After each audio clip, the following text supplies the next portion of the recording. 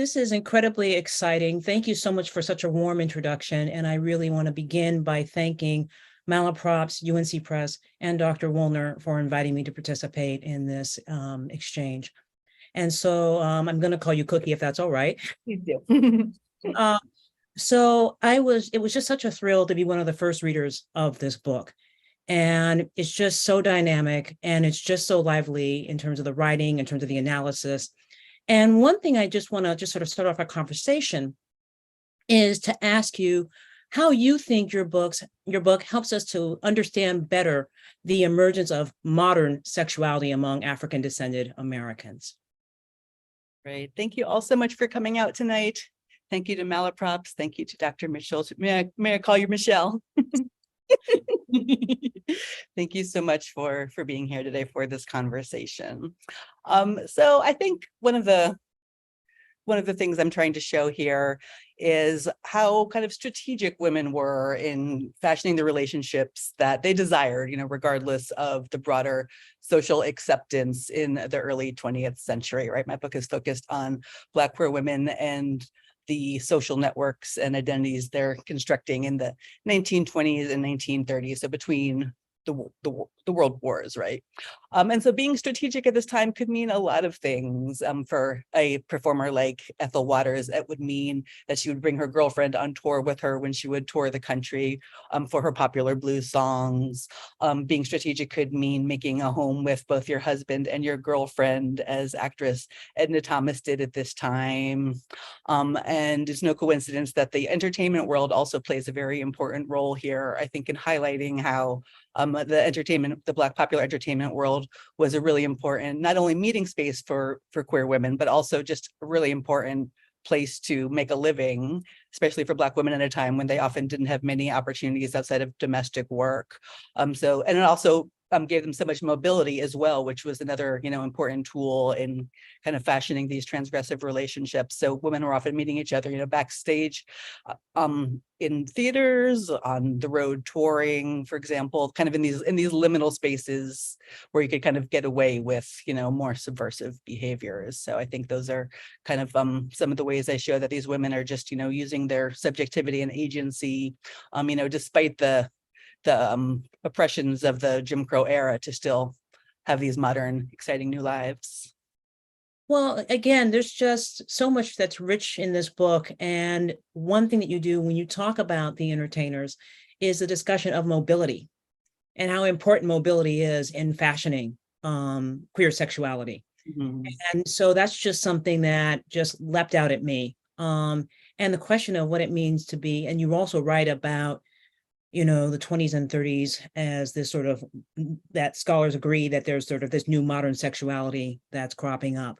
And I think that you really shed new light in terms of our understanding of what that means. So, yeah.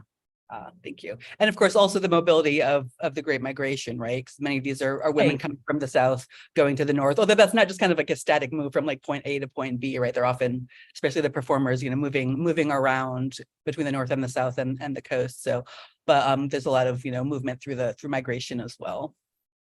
Well, that's something that I think is also a major intervention of your book, is how you're talking about migration. And scholars like Leslie Brown have written about why we need to sort of think about migration and women being, a majority of migrants. So Leslie's wrote a couple of really important pieces on that, as well as her book, Upbuilding Durham. So, you engage Leslie Brown. And so your work, I think, one thing that it does is looking at, male experts such as E. Franklin Frazier, a figure such as Adam Clayton Powell in The Sermon. You look at how sort of some male experts are commenting on anxieties about Black Southern migrants who are women. Mm-hmm.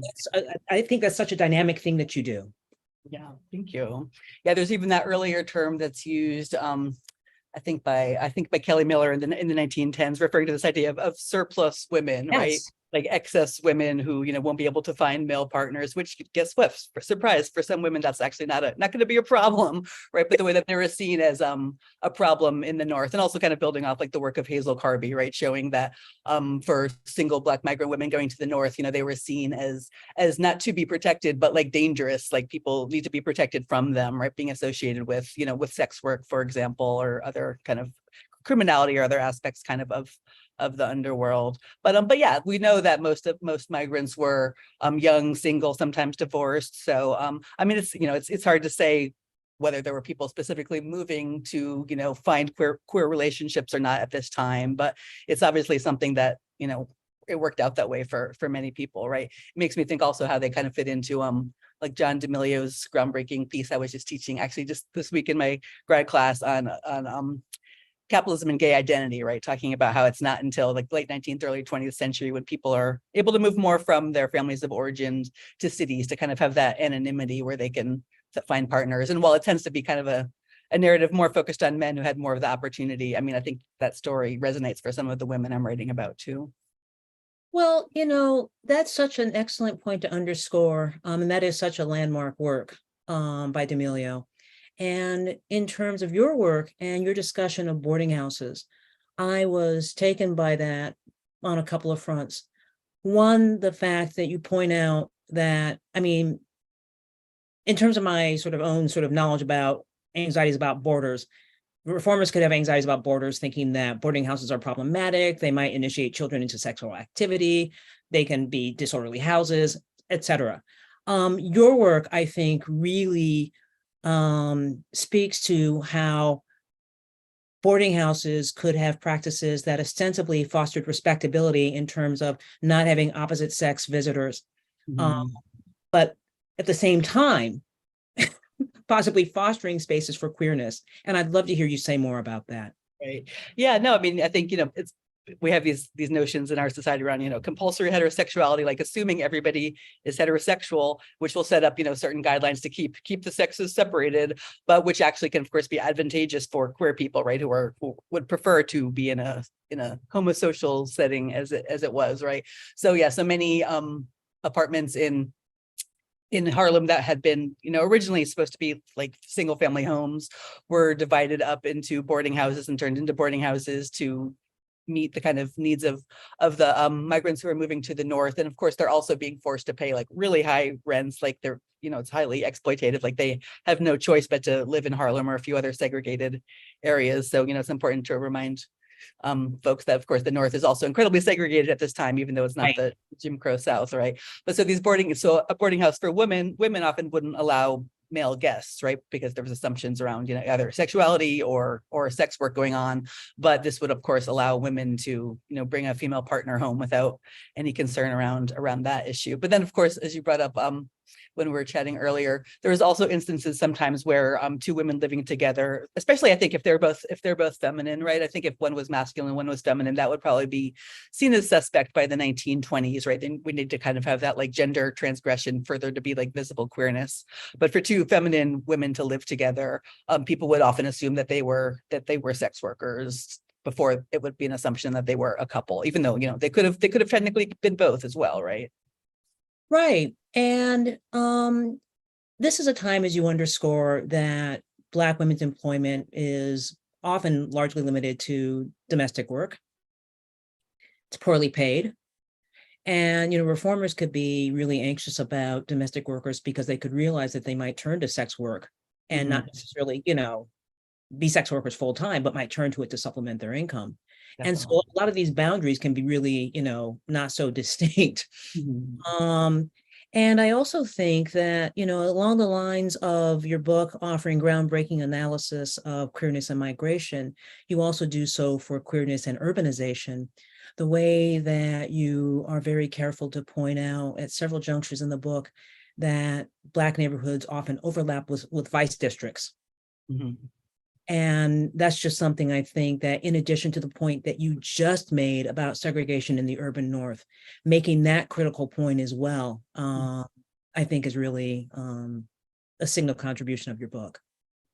Thank you. I mean, yeah, I think a lot of my work is very indebted to the work, I would say, of George Chauncey and Kevin Mumford and Chad Heap, who've all done these like amazing, studies, probably 2 or 3 longer times as mine, focusing on New York and Chicago and kind of vice districts there. But of course, women were always just something that they touched on. It was never kind of the center of the conversation. So that's kind of where my intervention has been more. But yeah, so it's fascinating how in the Prohibition era, right, from 1920 to 1933, when it's illegal to purchase alcohol, we have hundreds and hundreds of these kind of illicit speakeasies emerging in cities. And because there's not as much of a police presence at somewhere like Harlem, because people are kind of just letting things happen there and are more concerned about kind of curbing crime in white neighborhoods. We kind of have this like wide open scenario where there's these kind of innermost spaces, the inner zones, as Kevin Mumford would call them, where we have all these kind of queer gatherings happening. And yeah, a lot of them I was able to learn about through reading Vice records, where they were going into these spaces looking for sex work, but along the lines they'd kind of come across queer couples dancing together and in these types of spaces. So yeah, so we have a lot of kind of spaces that emerge in these vice districts where people are able to come together. But also sometimes it was seen as challenging because it meant kind of going to a queer space in your own neighborhood, right? Like oftentimes for white queer women, if they were to go to a queer space, which we're just starting to see them in the 20s and 30s for women, we don't have as many yet, but it would often involve going out to another neighborhood, or they'd be slumming it and going elsewhere. Whereas for Black women, they often want to socialize at home privately for reasons of safety, and also because they wouldn't run into somebody they knew in their own neighborhood, right? Since their own neighborhoods are also vice districts, which they don't have any control over, really. Right, absolutely. And so just to sort of shift gears a little bit, in your first and second chapters, you stress that both migrants and entertainers, and of course that those categories can overlap. You think of somebody like Mabel Hampton, who you write about fairly extensively. You write about how migrants and entertainers could have fluid sexuality. And you stress that sexual subjectivities emerging in the urban North at this time were more complex than the binary terms heterosexual or homosexual can convey, as Black women took part in same-sex relationships despite their legal ties to men. You further note Gertrude Ma Rainey's ostensible bisexuality and Bessie Smith's queerness. And just in what you were saying, your use of the term queer, I'd like to hear you say more about fluid sexuality, as well as your decision to embrace the term queer, which, as you know, is not necessarily altogether positive for some listeners.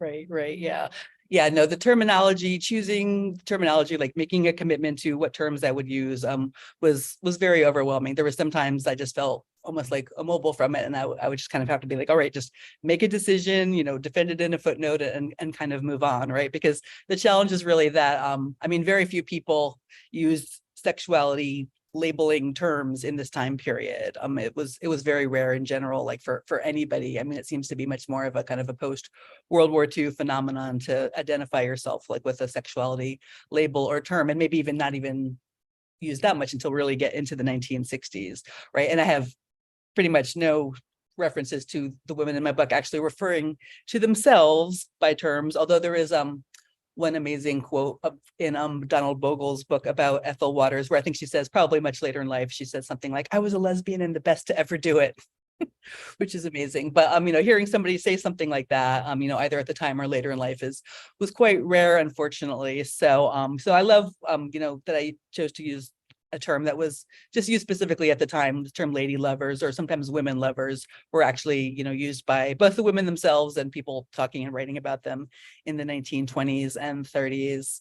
But then the other terms, lesbian was very rarely used then. Bisexual was not used much then at the time. But then of course, queer was very rarely used, but I still made the decision to use it. I think the earliest I found people using the term kind of as a self-descriptor in archives was in early 1930s Chicago. And yeah, there was this great quote somewhere at the University of Chicago where a woman referred to herself as queer, and she called straight people jam people. And she said that queer people hated jam people, which I'm still very intrigued by this notion of jam people. But yeah, I mean, I think it's, it's because of the advent of queer studies and queer theory in the, early 90s, which I've always been close to, that I think I kind of gave myself the permission to use this kind of more fluid, encompassing umbrella term queer, right, which we use today as kind of a more encompassing term. So yeah, I think I'm using terms like queer and sexually fluid pretty kind of in a similar way, kind of back and forth between the two of them.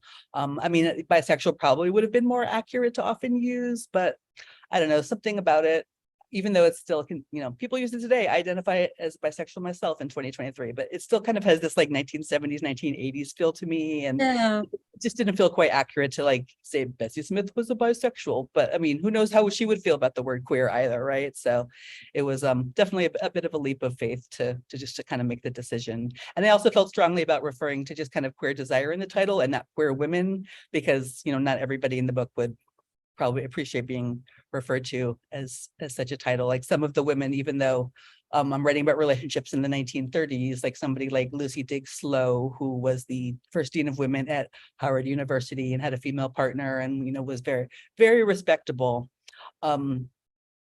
Yeah, she was still seen as someone who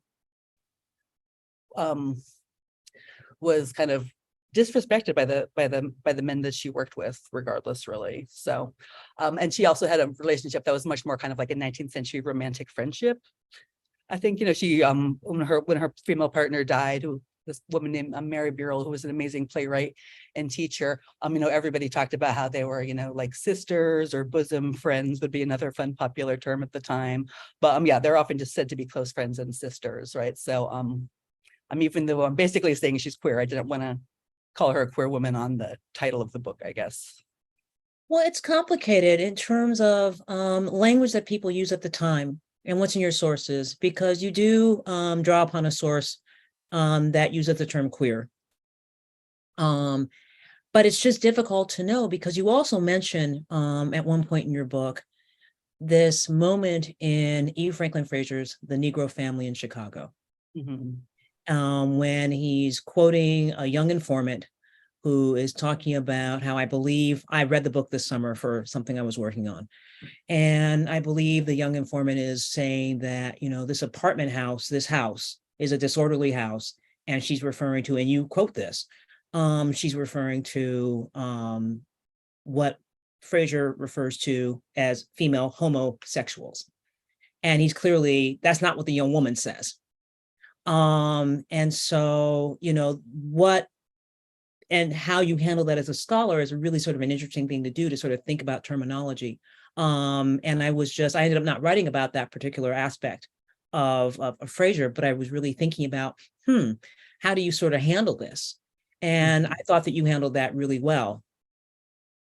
Thank you. Yeah, no, I've come across several sources where it was almost as if, the source is written by someone who's trying to be respectable and clinical, but it's clearly a word that they don't actually want to say. So they just write like the first letter and then a line. Like there's one I like that in a Vice report that I found that I'm pretty sure probably said cocksucker, but I could never be sure. And I think the reference you were referring to, I think they were saying bulldagger, which was another term at the time, but we can't know for sure since they didn't feel comfortable writing out the word. So yeah, that was my exact assumption, is that the word that was being replaced was bulldagger. Yeah.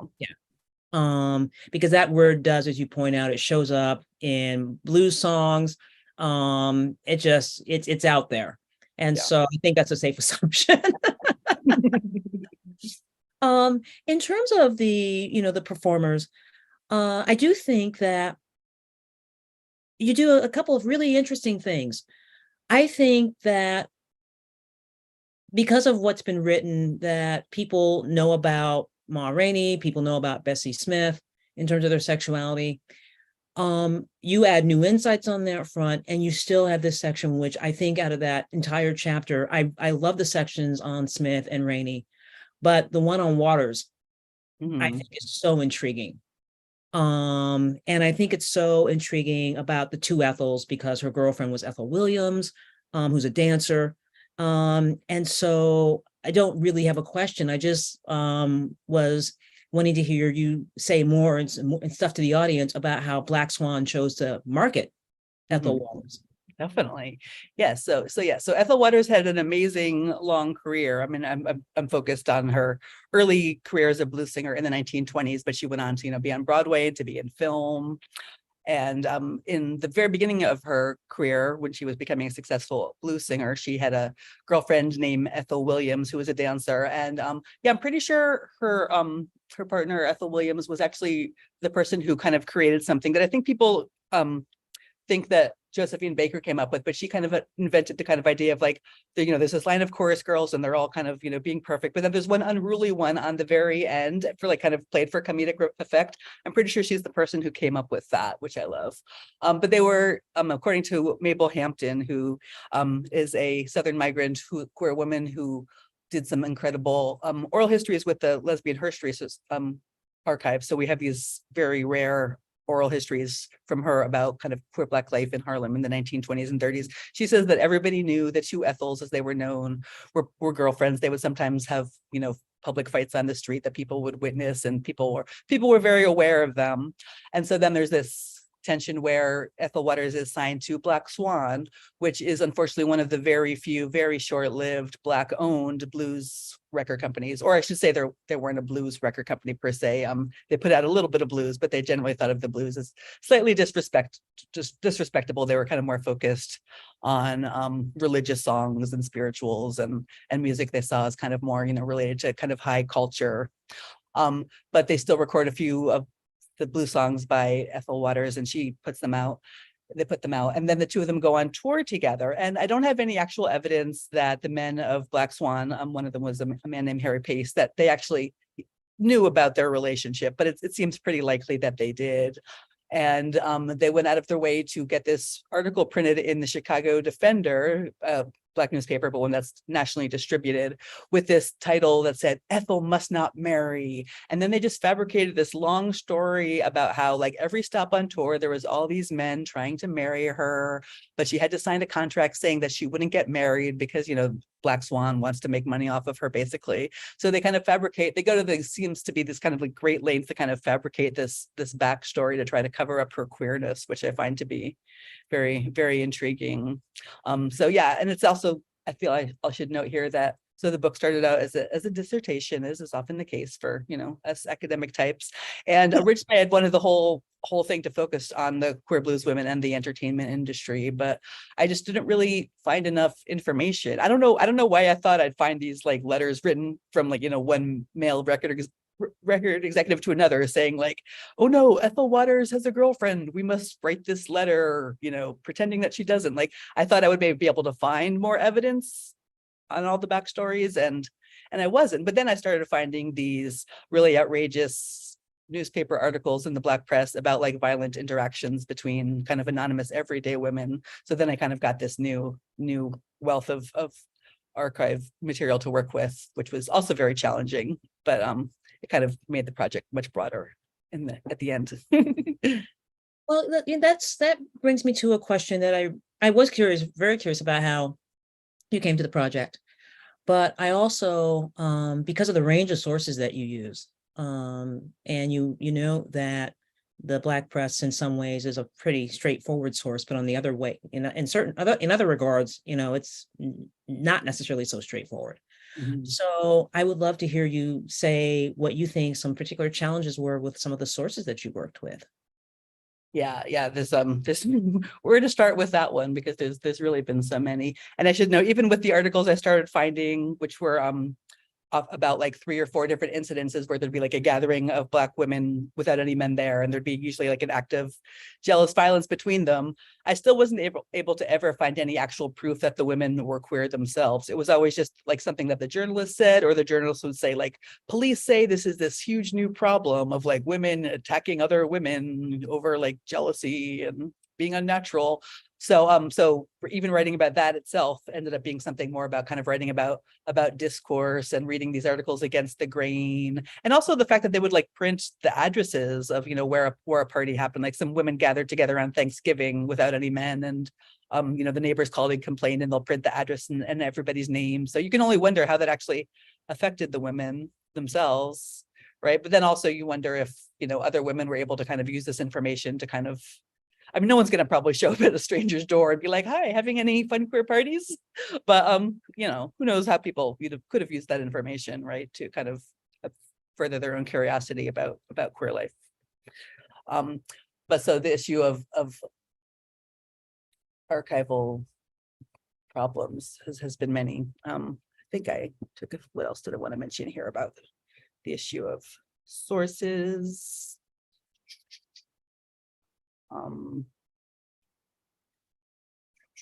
Yeah, I mean, I guess, yeah, that was one issue. And then I just thought by focusing on celebrities like someone like Bessie Smith, right, seen as one of the kind of the first Black celebrities of the 20th century, I just assumed there would be so much information about them that there would be enough to just focus on that. But you know, I soon learned that many of them, you know, still cared a lot what people thought, and you know, wanted to kind of preserve their reputation and went out of their way to kind of have, you know, secret relationships. So that definitely made it more challenging as well. So yeah, I think finding kind of like first person information about queer lives and feelings has definitely been the most challenging part. It's easier to kind of get from that like outsider perspective and try to kind of read against the grain than, you know, learning about the innermost thoughts. But that's another reason I ended up doing a chapter focusing more on terms that all still feel a little wrong, like middle class, college educated, elite women, since they left more letters behind and diaries.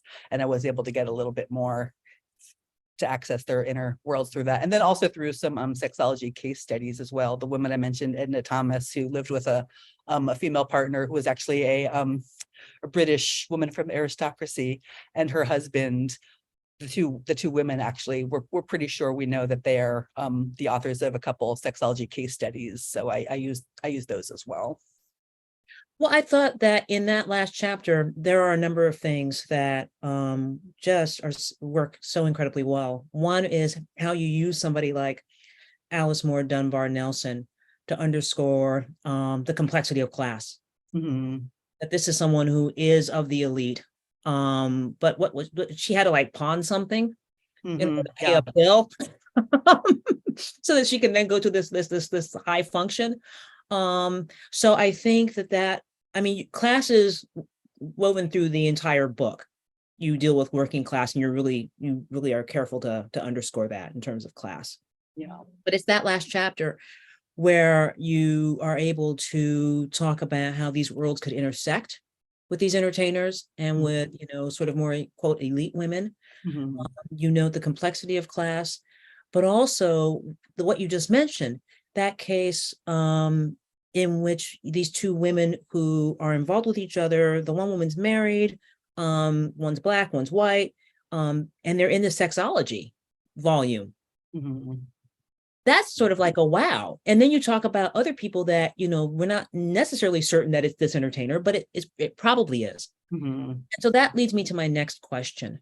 And that's, how do you see the role of speculation in your work? Mm-hmm. Yeah, there's definitely a lot of it. Yeah, you know, I mean, it's complicated, right? Because historians, you know, we always want that like solid evidence so that you can make an argument. And the more, you know, subaltern and marginal your subjects are, you know, the more challenging that can be, right? So yeah, so I guess I tend to see kind of, you know, rumor and speculation is something that can still, you know, be useful and can be mined. I mean, as I mentioned, I think about it often in terms of kind of like discourse, right? Like what are people talking about? And also, what's another good example? So yes, like there's multiple rumors about somebody like Ma Rainey, right? There's rumors that, so she's known as the mother of the blues. There's all this kind of speculation and rumor about the relationship that she and Bessie Smith had back in the day, right? Were they just kind of like mentor mentee, or did they have some sort of romantic relationship? There's even one male musician who worked with Rainey in Sandra Lieb's biography of Rainey, pretty much thought that, you know, he said that he thought they were having some sort of relationship based on how they kind of acted jealous around each other.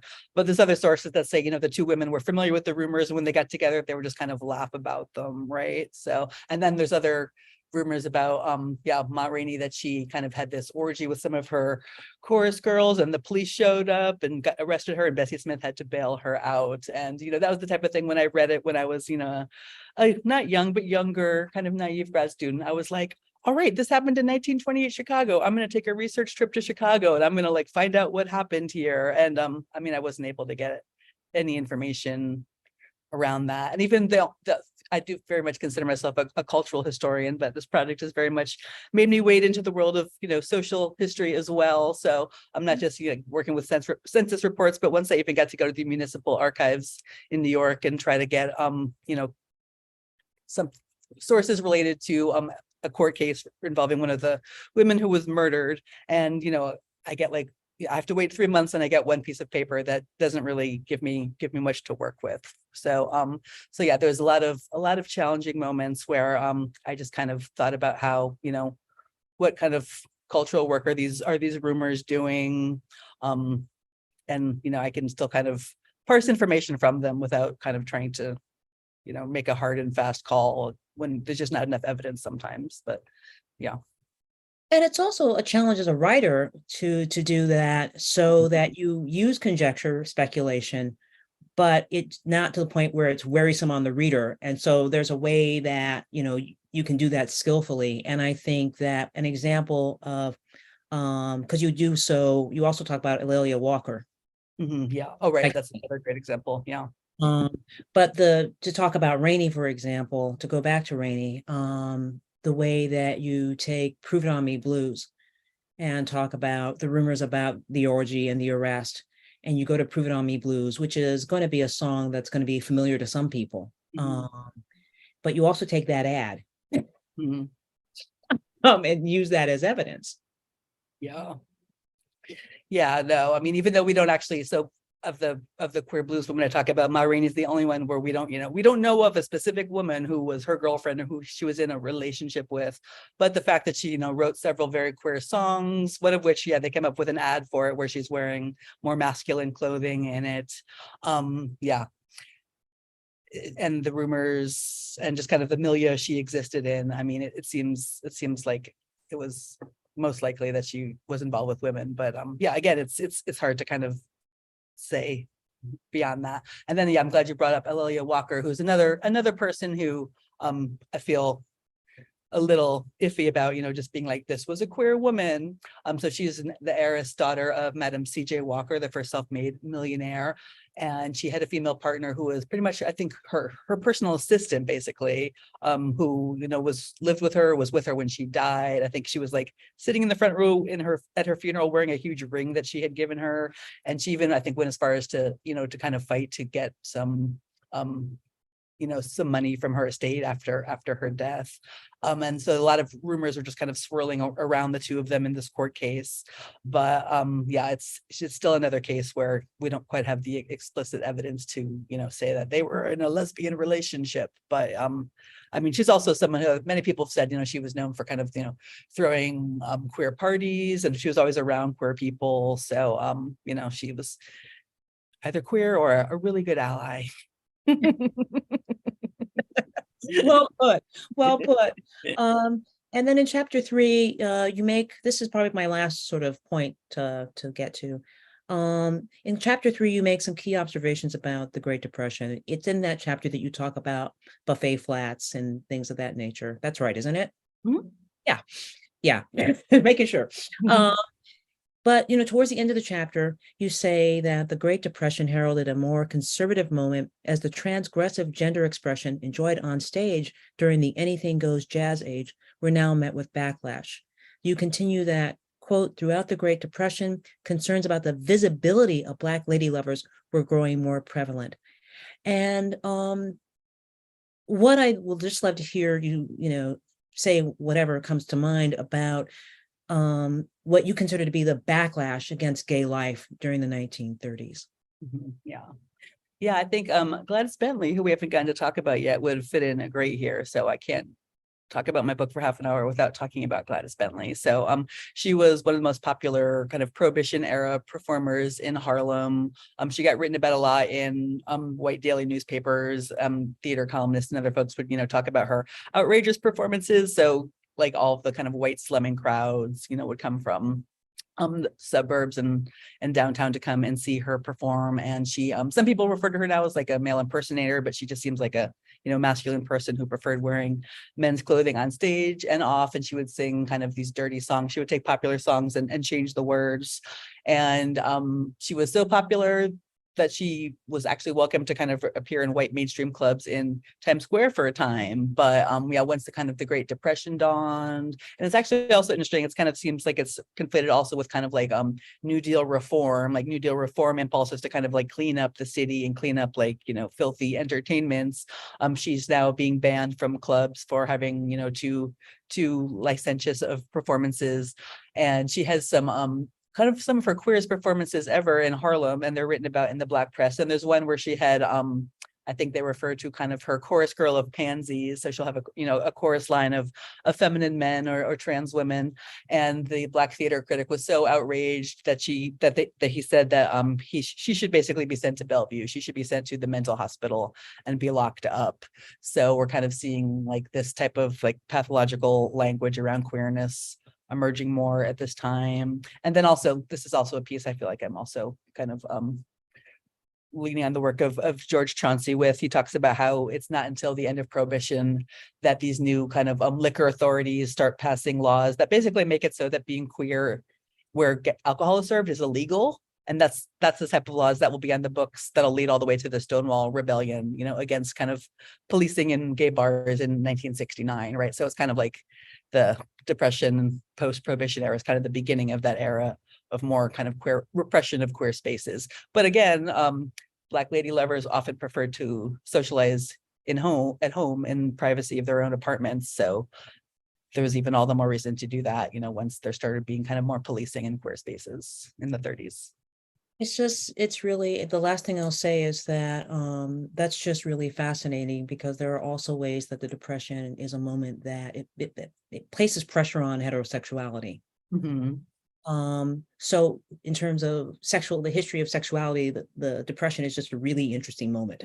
Definitely. You mean in terms of like men feeling emasculated because they can't Yes. support their families because they're out of work type of thing? Yeah. People who want to get married to somebody of the opposite sex, not being able to get married, people engaging in more premarital sex, people perhaps turning to people of the same sex, and people on the road. Because there's all sorts of literature about people on the road, especially young people on the road, that has anxieties about young people encountering, wolves. Mm-hmm. Oh, right. Yeah. Yeah. But I think that in terms of our time, we are probably just about up.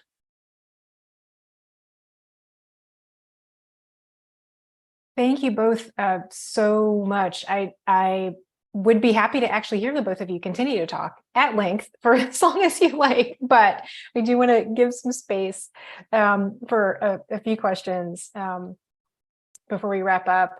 Thank you both so much. This has been really fascinating to just repeat what you just said, Dr. Michele. Just really fascinating and a lot to take in. And I'm thinking of, we've had conversations before about the fact that when we're looking at books that are sharing history with us, it's not necessary and can sometimes be a little challenging to try and draw parallels with our current time. But it's hard not to sort of want to ask the question about how you feel, Cookie, about any parallels, especially what you were just talking about in terms of, there being for a time a bit more sort of license around queerness in certain spaces, and then a backlash to that, and sort of what we're seeing now. If you have any thoughts on those sort of connections or overlaps. Yeah. No, I mean, yeah, the comparisons are very, very apparent and, quite disturbing as well. We've had so much progress for the queer community in the last few decades, and it feels like we're in this moment of so much backlash. And, it seems like in some ways, it seems like every couple decades, something like this seems to happen in a little bit, kind of this, 2 steps forward, 1 step back type of mechanism. I'm always telling my students how, history isn't just like this journey of progress in this one line upward and onward. There's always power and there's always tension and back and forth in a dialectic. So yeah, I mean, I think it's a little bit of a warning. I mean, there's even more disturbing aspects. Like I was just talking about Gladys Bentley, who was, seen as this like fabulous bulldagger everybody loved in the 1920s and early 30s. And not only are people talking about how she should go to a mental institution a few years later, but then after World War II, we get into the kind of Cold War McCarthyism era. And she writes this article in Ebony magazine about how she started taking hormones and she's a woman again, and she's heterosexual and she's married and she's feminine. So there's even kind of like more of a deeper backlash that affects her personally. So yeah, I mean, I think we can learn a lot from history. I mean, the way I even got into my interest in queer history in the first place was learning about the queer world actually of Weimar Berlin in the 1930s. I got this book from which I learned called Voluptuous Panic, where I learned there was like dozens and dozens of queer bars in Berlin in the 30s, like right before the Nazis took over. And I was just flabbergasted. I was just like a queer person who knew nothing about the queer past, and to learn that there had been like this massively vibrant queer world that it was decimated was like, that's what basically sent me into my PhD work in the first place. So yeah, I'm very, very familiar with these backlashes, and yeah, I don't quite know where we're going at the moment, but I think we can definitely learn a lot from learning about the queer past, and also just looking to, I mean, the boldness and braveness of women. I mean, there's also that piece of it too, right? Remembering that, no matter how bad things get, people can still find queer joy and, make a life together regardless. So, I mean, I think that's kind of a positive way of thinking about it too. That's a great thought. Yeah. And especially in this case, it's not just queer women, it's queer Black women, right? So the intersection of the reality of life at that time, well, at any time, really, but in particular, carving out those spaces, the way you're talking about how they sort of worked with what they had to carve out who they were, being queer and Black,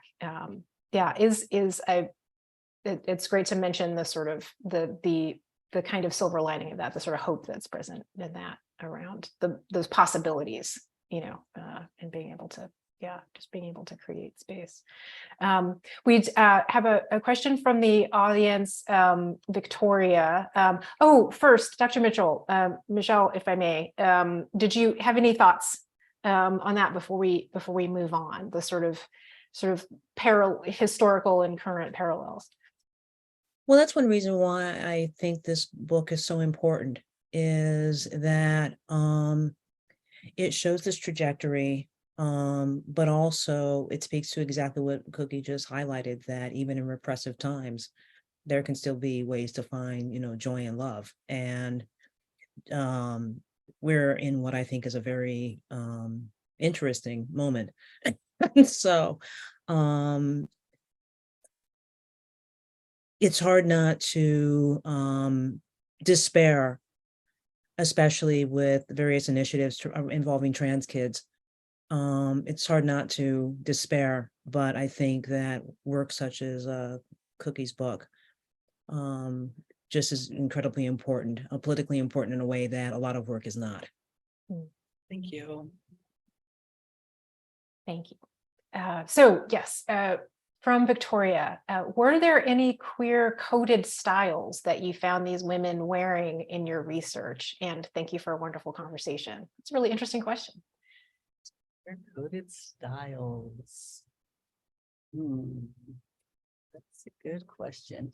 Well, I guess I didn't talk too much about the ad for Ma Rainey's Prove It On Me Blues. So we only have a handful of photos of her, and she's usually, quite feminine in her appearance. The classic blues women, as her and Bessie Smith were known, were often kind of had like ostentatious, fabulous costumes, with jewels and feathers and lots of fabulous accessories. But then we have this image that her record company made for her song Prove It On Me Blues, where she talks about how she's kind of flirting with women, but you can't really prove her queerness. But in the ad, there's several women kind of hanging out on a street corner together, which would usually be coded, to suggest that they were sex workers.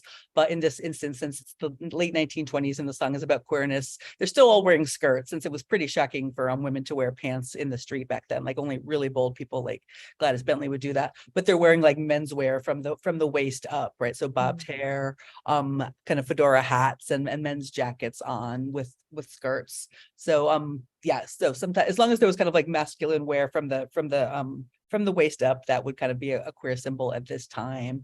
I think Mabel Hampton talks about how sometimes when they went to private parties, they would still wear feminine clothes, on the street, but then once they got there, they would sometimes, wear more masculine clothes or change sometimes. So there was a lot of awareness around kind of like safety on the street specifically. But yeah, we are starting to see kind of more menswear coming into fashion by the mid to late 1920s for queer women. And then also, I mean, sometimes just flapper women, and also of course the kind of the dawning of, feminism as well. So, sometimes you wouldn't be able to tell what type of transgressive woman somebody was. You could just tell they were kind of signaling their modernity through their fashion.